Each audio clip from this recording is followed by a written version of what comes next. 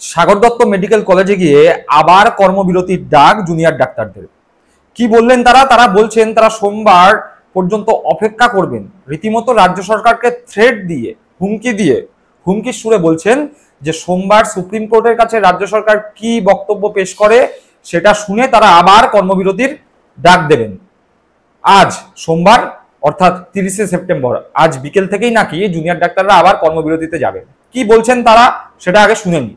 West Bengal junior ডক্টরসের front থেকে আমরা 30 তারিখ অবধি একটা আলটিমেটাম দিয়েছি যে আমরা দেখতে চাই যে সরকার আমাদের 4 নম্বর এবং 5 নম্বর ডিরেক্টিভ নিয়ে আমরা কনফিডেন্ট যে ওনারা কিছু করতে পারবেন না, তবু আমরা সময় দিচ্ছি যে সুপ্রিম কোর্টে ওনারা ঠিক কি প্রডিউস করেন, এবং তারপর থেকেই আমরা সম্পূর্ণ কর্মবিরতিতে যাচ্ছি। কিন্তু সাগর দত্ত মেডিকেল কলেজ কিন্তু এই মুহূর্ত থেকেই গতকাল থেকেই সম্পূর্ণ কর্মবিরতিতে রয়েছে এবং তাদের প্রতি ওয়েস্ট বেঙ্গল জুনিয়র ডক্টর ফ্রন্টের সম্পূর্ণ সংহতি রয়েছে।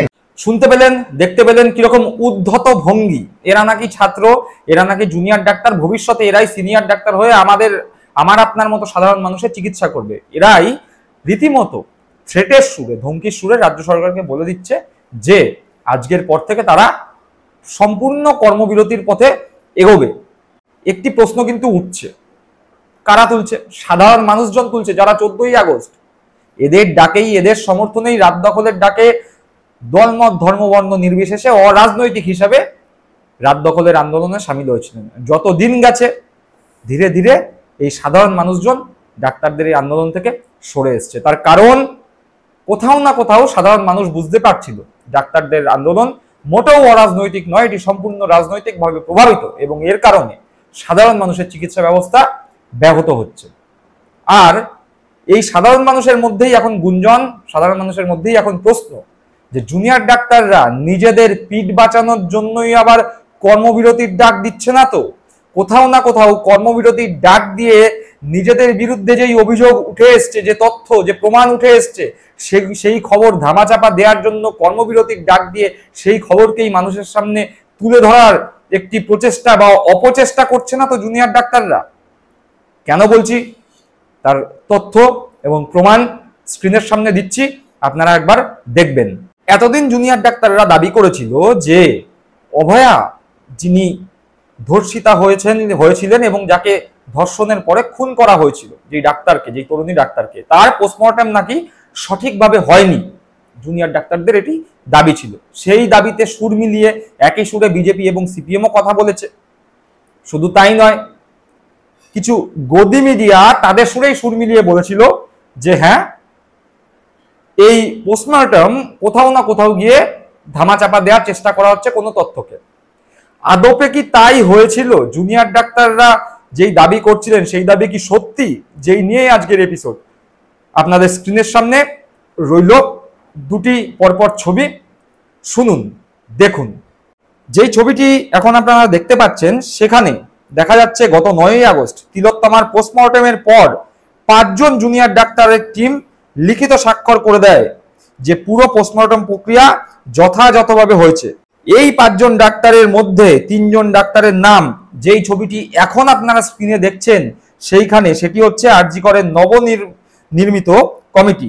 সেটি হচ্ছে আরজি করের নবনির্মিত কমিটি, যেই সংগঠনের পদাধিকারীদের লিস্ট রয়েছে, সেই পদাধিকারীদের লিস্টে যেখানে যেই 5 জন ডাক্তার সই করেছিলেন সেই ডাক্তারদের মধ্যে 3 জনের নাম এখানে রয়েছে। জুনিয়র রিপ্রেজেন্টেটিভের মধ্যে রয়েছে ডক্টর তিতাস পাল, যিনি সই করেছিলেন পোস্টমর্টমের লিস্টে। রয়েছে অ্যাসিস্ট্যান্ট ট্রেজারার রিয়া বেরার নাম, যিনিও ওই পোস্টমর্টমের সাক্ষী হিসাবে সই করেছিলেন। এক্সিকিউটিভ মেম্বারের মধ্যে রয়েছে ডক্টর রমা বেরা, যার সইও ওই ছবির মধ্যে দেখা গিয়েছে। এবং তারা যে সই করেছিলেন পোস্টমর্টমের রিপোর্টে, সেখানে কি লেখা ছিল? We were present during autopsy and we were satisfied. মানে তারা, যার বাংলা তর্জমা করলে দাঁড়ায় যে তারা, যারা যেই 5 জন সই করেছিলেন সেই 5 জন অটোপসির সময়, পোস্টমর্টমের সময় উপস্থিত ছিলেন, অর্থাৎ তাদের উপস্থিতিতেই পোস্টমর্টম হয়েছিল এবং তারা পুরো প্রক্রিয়া নিয়ে সন্তুষ্ট। তাহলে পরবর্তীকালে ডাক্তাররা কেন বলেছিলেন যে পোস্টমর্টম প্রক্রিয়া নিয়ে তারা সন্তুষ্ট নয়, কোনো কিছুকে ধামাচাপা দেওয়ার জন্য পোস্টমর্টমের রিপোর্ট এদিক ওদিক করা হয়ে থাকতে পারে? যদি জুনিয়র ডাক্তারদের দাবি অনুযায়ী সেটাই সত্য হয়, তাহলে সেইখানে যে সমস্ত ডাক্তাররা উপস্থিত ছিল, যে জুনিয়র ডাক্তাররা সেখানে উপস্থিত থেকে সই করেছেন, তাদের মধ্যে 3 জন নতুন নির্বাচিত কমিটিতে কি করে আসলো? এই যে তথ্য, এই তথ্যে যে বিরাট বড় মেরুদণ্ডের কথা বলা হচ্ছিল, সেই মেরুদণ্ড কোথাও গিয়ে কেঁপে গিয়েছে জুনিয়র ডাক্তারদের। এবার এই যে সত্য এবং তথ্য, এই তথ্য মানুষের সামনে যখন প্রকাশ্যে আসতে চলেছে, তখন ধীরে ধীরে মানুষজন বুঝতে পারছে ডাক্তাররা মানুষদের ভুল পথে, ভুল আন্দোলনে চালিত করার চেষ্টা করছিল। তাই আবার কর্মবিরতির ডাক দিয়ে দাও, মানুষকে গুলিয়ে দাও, মানুষকে আবার ভুল পথে পরিচালিত করো। ডাক্তারবাবুরা, আপনারা কিন্তু জেনে রাখবেন, মানুষজন দীর্ঘদিন এই জিনিস মেনে নেবে না। বহু মানুষজন বিনা চিকিৎসায় মারা গেছে, প্রচুর মানুষ চিকিৎসা না পেয়ে ফিরে গেছে। আপনারা আবার কর্মবিরতির ডাক দিয়েছেন। মনে রাখবেন, লেবু বেশি কচলালে কিন্তু তেতো হয়ে যায়। আপনাদের আন্দোলনটাও কিন্তু এখন মানুষের কাছে তেতো। মানুষরা আপনাদের ওপর তিতি বিরক্ত। যেই আন্দোলনকে মানুষ প্রথম দিন সমর্থন জানিয়েছিল, প্রথম 1 সপ্তাহ সমর্থন জানিয়েছিল, রাস্তাঘাটে ভিড় মিছিল হলে মানুষজনের মুখে বিরক্তি দেখা যাচ্ছে না, এখন কিন্তু মানুষজন বলতে শুরু করেছে শনি রোববার আসলেই এদের এক নাটক শুরু হয়েছে। সুতরাং আপনাদের কাছে হাত জোর করে করজোড়ে নিবেদন, নাটক বন্ধ করুন, কাজ করুন, মানুষের সেবা করুন। আন্দোলন অবশ্যই চলবে, তিলোত্তমার বিচারের দাবি অবশ্যই জানাবেন, কিন্তু সেটি কখনোই কর্মবিরতি করে নয়। আর অরাজনৈতিক মুখোশ পরে রাজনৈতিক আন্দোলন করতে চেষ্টা করবেন না, তার কারণ মানুষ কিন্তু সব বোঝে।